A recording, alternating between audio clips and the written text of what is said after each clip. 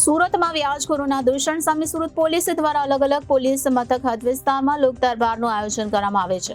સુરતના સરથાણા ખાતે યોજાયેલ લોક દરબારમાં એક દુકાન માલિકની દુકાનનો કબજો અન્ય વ્યક્તિ સોંપતો ન હતો, જેથી લોક દરબારમાં દુકાન માલિકે રજૂઆત કરતા સરથાણા પોલીસે તાત્કાલિક જ દુકાનનો કબજો અપાવ્યો હતો।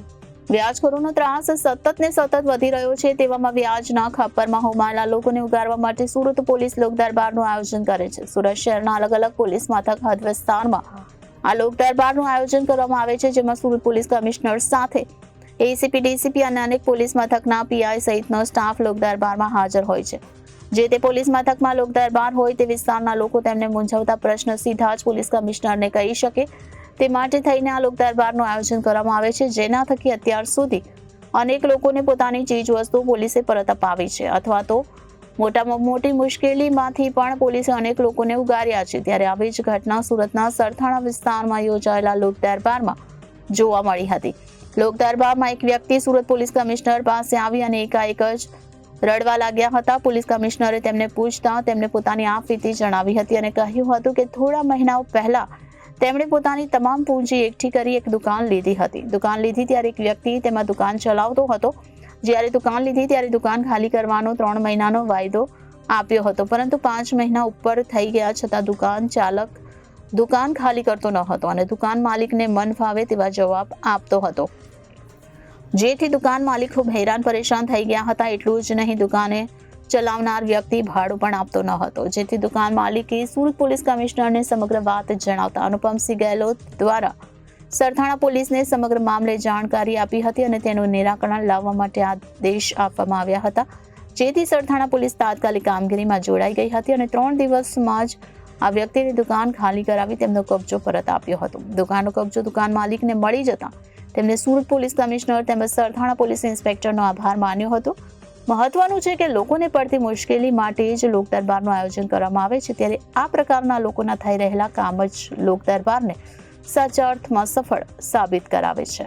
શ્રીમાન, મારું નામ અશોક ભાયાણી છે અને અમે સરથાણામાં રહીએ છીએ અને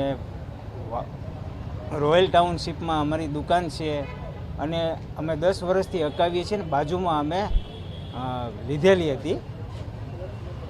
બાજુમાં અમે B2 લીધેલી હતી અને એ દુકાન અમને આજ 8 મહિને પાછી મળી છે। કઈ રીતે આખો દુકાનનો સોદો કર્યો કે કઈ રીતે દુકાન અમને દુકાન અમે લીધી અને ત્યાર પછી અમે એને ખાલી કરાવવામાં મુદત આપી હતી 3 મહિનાની, એટલે 3 મહિના થઈ ગયા પછી અમે માગી તો એણે ના પાડી કે ભાઈ તમારે જે થાય એ કરી લે, તમારે પોલીસ સ્ટેશનમાં જવું હોય જ્યાં જવું હોય ત્યાં, અને અમને ધમકાવતા હતા। એટલે અમે બીતા હતા કે ભાઈ હવે અમારે શું કરવું। 2-3 મહિનાથી અમે ખાઈ નહોતા શકતા, ટાઈમે ખાઈ નહોતા શકતા એમ, એટલે અમે હેરાન થતા અમને ખ્યાલ આવ્યો કે સરથાણા પોલીસમાંથી આ જે આયોજન થયું છે લોક દરબારનું, અને એમાં જઈ અને રજૂઆત કરીને, એટલે કોઈ દિવસ અમે પોલીસ સ્ટેશન જોયેલું જ નહોતું અને એમાં અમે આજ બહુ હરખની લાગણી થઈ મને કે મારી આટલા મહિને મને અમારું હક અમને પાછો મળ્યો।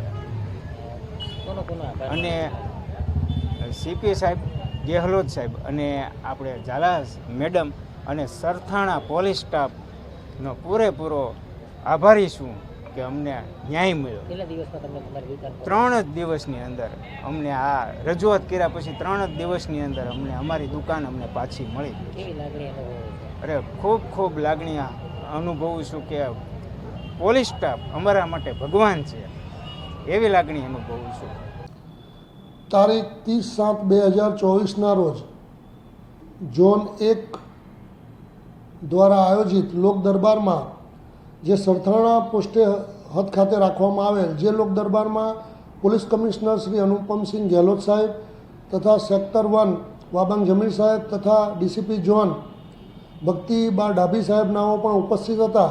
તે દિવસે સરથાણા પોસ્ટે વિસ્તારના વાલક વિસ્તારમાં રહેતા એક અરજદાર શ્રી સની અશોકભાઈ ભાયાણી, જેઓ પોતે હેર સલૂનનો ધંધો કરતા હોય અને તેઓએ એક દુકાન રોયલ ટાઉનશીપ વાલક ખાતે વેચાણ લીધેલ હોય પરંતુ તે દુકાન અન્ય એક ઈસમ વજુભાઈ મોહનભાઈ કયાળા નાઓએ ભાડે રાખેલ હોય.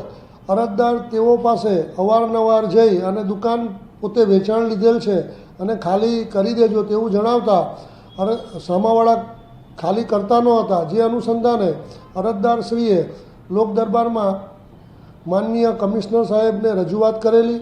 જે અનુસંધાને પોલીસ કમિશનર સાહેબ નાઓએ આપેલ સૂચના અનુસંધાને Sarthana police inspector Shri MB Zala નાઓએ ત્વરિત પગલાં લઈ અને બંને પક્ષકારોને બોલાવી અને તેઓને સૂચના અને સમજ કરતા આ દુકાનના સામાવાળા વજુભાઈ મોહનભાઈ કયાળા નાઓએ દુકાન ખાલી કરીને ઓરિજિનલ માલિક સની અશોકભાઈ ભાયાણી નાઓને સોંપી દીધેલ છે. આમ સરથાણા પોલીસ સ્ટેશન દ્વારા એક સરાહનીય કામગીરી કરવામાં આવેલ છે.